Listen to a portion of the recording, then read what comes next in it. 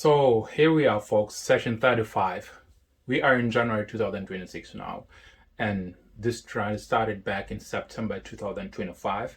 That's nearly 4 months of what can only be described as the world's most elaborate game of judicial ping-pong. Yesterday's sessions? Oh, it was a masterclass in the art of adjournment. The sixth prosecution witness testified that Dr. Machar allegedly called to distribute military tanks after the Nasser attack. Dramatic stuff, right? But before the defense could even cross-examine the witness, boom, adjourn until January 7th. Because why rush things when you can stretch them out indefinitely? Let me paint you a picture of what we have witnessed over these past months so far. Radio Tamazouch, iRadio, Sudan Tribune, and others have been covering this trial like it's the legal equivalent of a never-ending soap opera, and honestly, that's exactly what it's became. Let's walk through this judicial theater, shall we? The trial kicked off on September 22, 2025. The first few sessions were dominated by arguments about whether the court even had jurisdiction. Dr. Machar's defense teams argued that the special court for national crimes was basically operating outside the law. They said the Nasser incident should be handled by the ceasefire monitoring mechanism, not a criminal court. The court extended its own mandate and said, nah, we are good to proceed. Then came the circus around defense lawyers' credentials. The prosecution literally tried to kick out two defense lawyers because their bar association license were not renewed in the middle of a treason trial. Can you imagine? Sorry, your lawyer's paperwork isn't in order, so your constitutional right to counsel is hold. The defense called it an arbitrary practice of power. I'd call it a preview of what was to come. By early October, we were already on session 10, and they were still arguing about evidence admissibility. Mobile phones seized from the defendants, were they legally obtained? The prosecution said yes. The defense said absolutely not, citing constitutional violations. The court admitted most of them anyway, including Dr. Machar's laptop. Then someone had an appendix operation. I'm not joking. One of the accused underwent surgery while in custody, and the court had to thank the National Security Service for providing medical care, because nothing says fair try like the guys prosecuting you also being responsible for your medical. So here's my personal favorite moment from this legal marathon. In early October, during a behind closed door session, the lead investigator was reading witness statements. He got tired, fatigued, exhausted from reading. So they adjourned. The prosecution literally said, can we get a timeout? Our guys need a nap. To this extent. And then they came back with all sorts of evidence, autopsy report for 257 dead soldiers, death certificates, digital forensic report from South Africa. The defense challenged everything, of course, pointing out that the cooperation with South Africa didn't follow proper diplomatic channels. The court had to deliberate on that one. By December, they made it to session 34. 34 sessions in 3 months. And what happened? The fifth prosecution witness testified about being captured, held for ransom, and allegedly being offered a promotion by Dr. Machar to defect. Compelling tension, truly. And then you suggested it. They adjourned it until January 5th, 2026. New year, new adjournment schedules apparent. They came back for session 35 yesterday. Heard from the sixth witness about tanks distribution and immediately punted to January 7, 2026 for cross-examination. Now, let's get serious for a moment. This isn't just about a long trial. It's about what's happened when a court case becomes a political weapon. First, the pace of this trial suggests it's designed to keep Dr. Machar in legal limbo indefinitely. He's been under house arrest since March 2025. That's a 10th month and counting. He hasn't been convicted of anything, but he's been effectively removed from politics. President Salva Kiir suspended him as first vice president, and now Machar can campaign, can organize, can participate in the political process. Elections are supposed to happen in December 2026. Do you think this trial will be done by then? Then the 2018 peace agreement that ended South Sudan's devastating civil war is unraveling before our eyes. That agreement created the power-sharing government with Machar as first vice president. By putting him on trial, the government is essentially saying that peace agreement doesn't matter anymore. The SPLM-IO has declared the peace deal is invalid because of Machar's arrest. When the peace deal dies, what happens next? And additionally, due process violations. The defense has been raising legitimate questions from day one. Were the arrests lawful? Were the searches constitutional? Does the court have jurisdiction? Were the defendants denied access to lawyers during detention?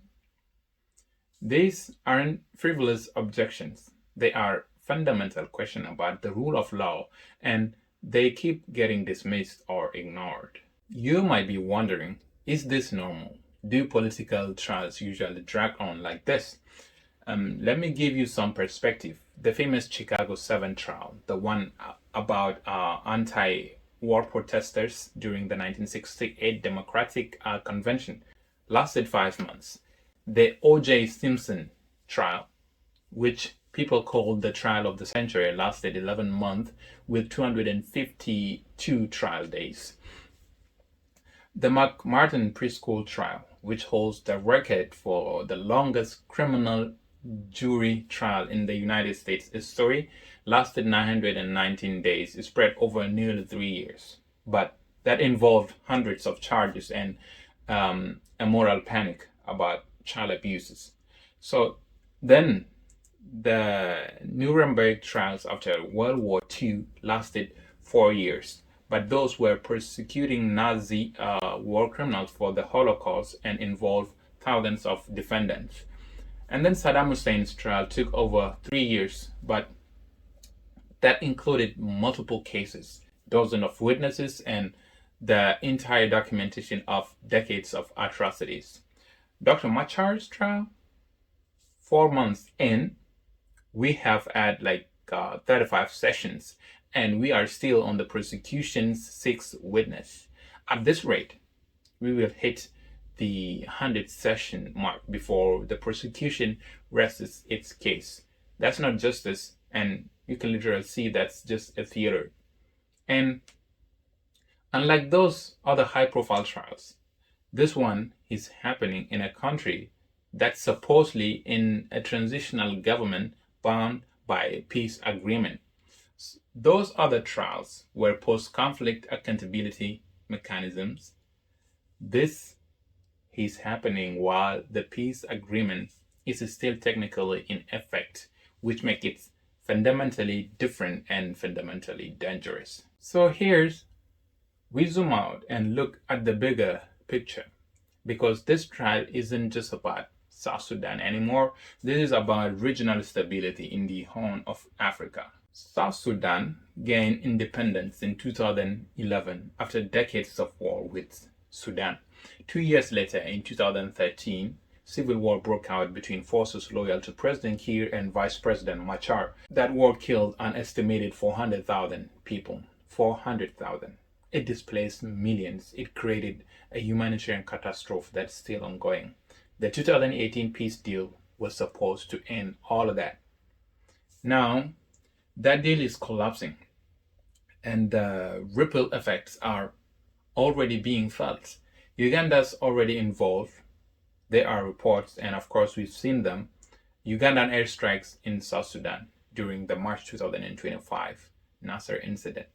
That's a neighboring country conducting military operation on South Sudanese soil. Sudan to the north is dealing with its own crisis, with refugees fleeing in both directions across the border. The United Nations reported that 300,000 people fled South Sudan in 2025 alone. Kenya, Ethiopia, and the entire Intergovernmental Authority on Development brokered the peace deal.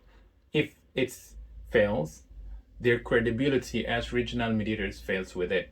And if South Sudan descends back into civil war, you are looking at another massive displacement crisis in a region that's already struggling with Sudan's conflict, ongoing tensions in Ethiopia, and instability also in Somalia.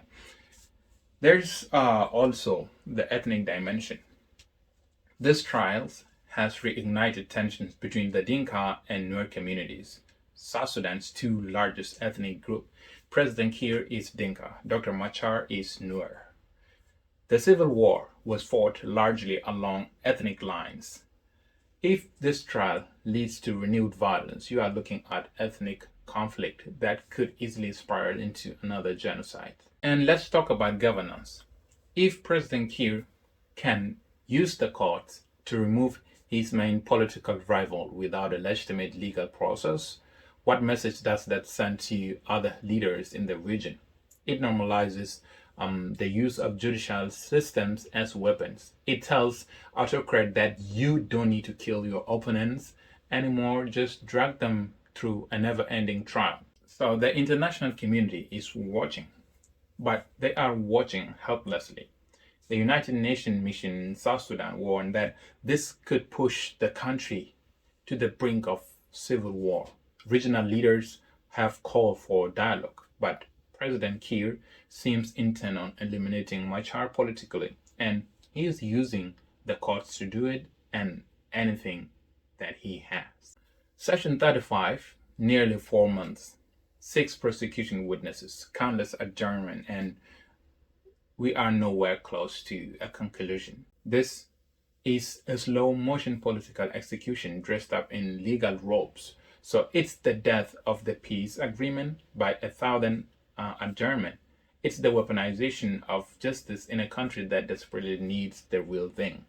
And for the Horn of Africa, this is a warning sign. When peace agreements become meaningless, when courts become tools of repression, when political rivals are removed through show trials instead of democratic processes, that's when regions descend into chaos.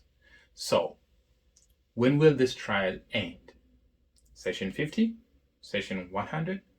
Or will it just keep adjourning until the elections are safely passed and Dr. Machar has been politically neutralized forever? Give us your thought in the comment section, and thank you so much for watching.